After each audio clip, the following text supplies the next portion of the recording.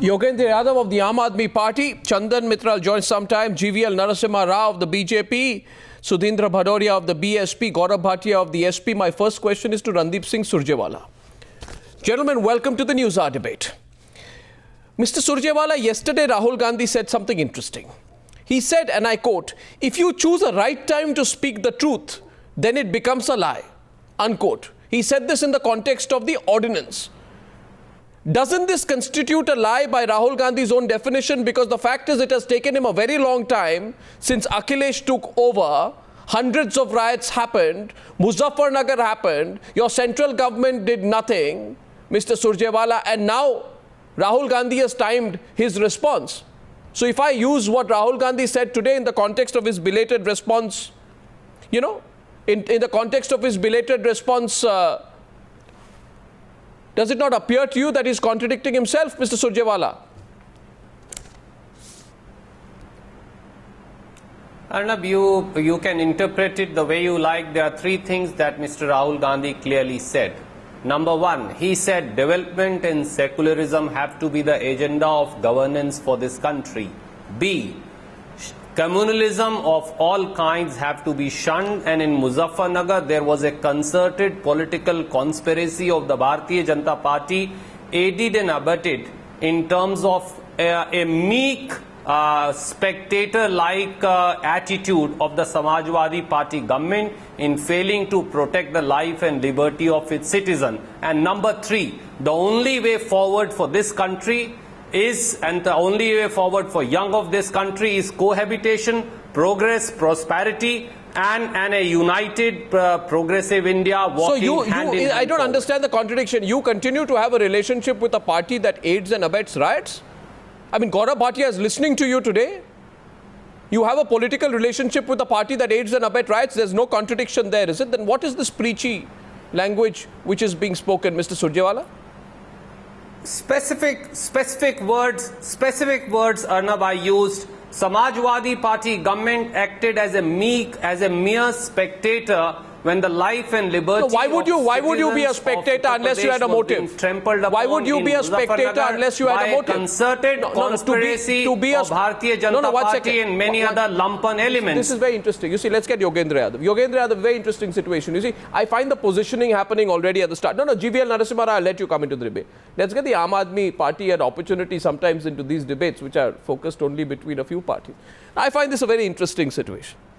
Already I find that the Congress party is accusing the BJP of actively pushing riots, and it's accusing the SP of passively encouraging riots.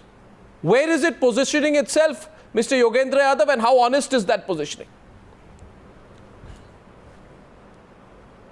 The honesty is for everyone to see, Arnab. Let me begin by saying that if Rahul Gandhi talks about politics playing role in communalism, it should be welcomed. If Narendra Modi talks about toilets and the problem, I would welcome it. I think these are nice things. The real questions are three. One is timing, as you've rightly pointed out. Rahul Gandhi appears to have developed a knack for mistiming almost everything.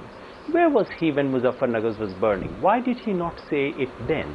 That's one question. Second is the question of consistency between your words. You say one thing today which appears correct. Have you been saying the same thing over the last 3 or 4 years? The answer is no. And the third question is consistency between your words and deeds. What is your government doing in Rajasthan? Where were you? Where was your party when your government takes an aggressive majoritarian stand in Assam? Where was you when your party plays a majoritarian politics in Punjab? What about Maharashtra? These are questions which are bound to come up. So yes, the words appear correct. I would not say these are wrong words. I would welcome someone if someone can say expose the role played both by SP and BJP in the Uttar Pradesh today. The real question is, does it add up to a coherent politics? Right. I'm afraid not. In the first 9 months of 2013, Mr. Surjewala, the entire Congress party and Rahul Gandhi should remember 93 riots in Uttar Pradesh in the first 9 months. In addition to 108 incidents of communal tension. In none of these occasions did we see Mr. Rahul Gandhi hitting the road or hitting the streets or questioning it aggressively. I give the floor right now to the BJP, which wanted to have the first turn to respond in this debate, to the charge of being active participants in communal riots. Your response, please.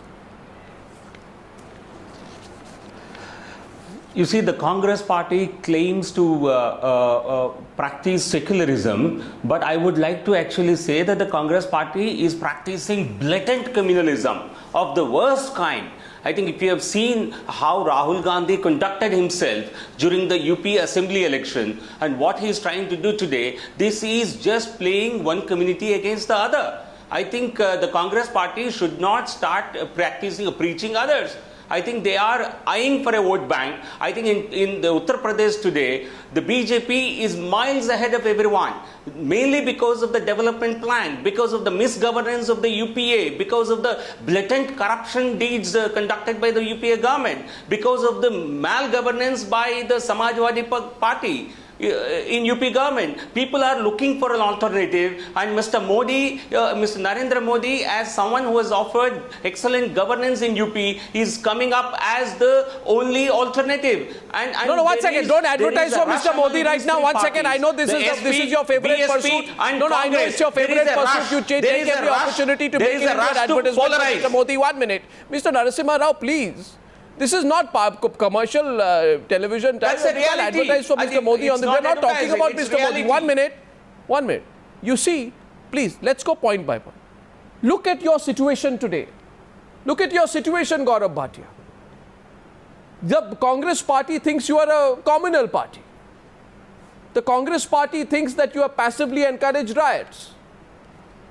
Snap ties with them.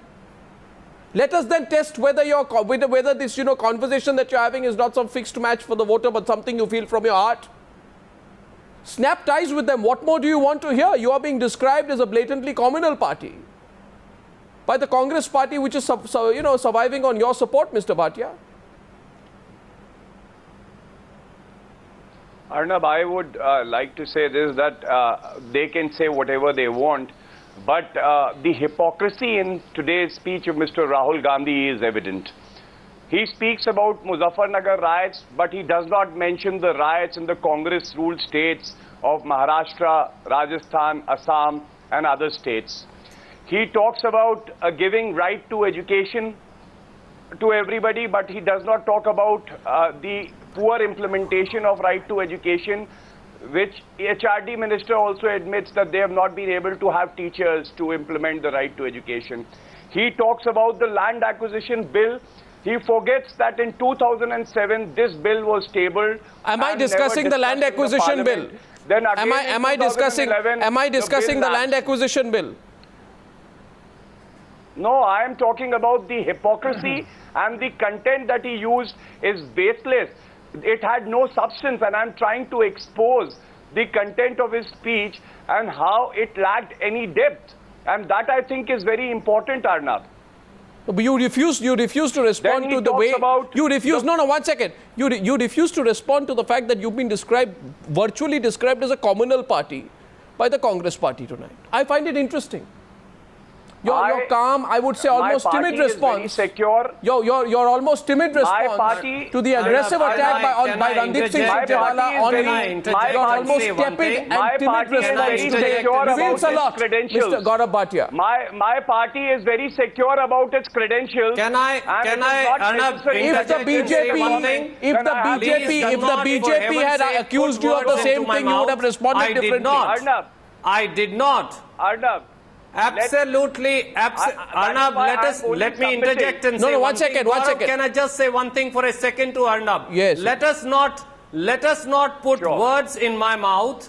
I have categorically said there was a concerted conspiracy on part of Bharatiya Janata Party in Muzaffarnagar riots. Sangeet Som uploading a fake CD, who's a BJP MLA, BJP workers circulating that CD, Mr. Rana making inflammatory speeches, Mr. Bhartendu, the BJP MLA, all these people saying all these things, and all that Samajwadi Party did, that Samajwadi Party Mr. Narasimha Rao has protecting the life and liberty of citizens of One second.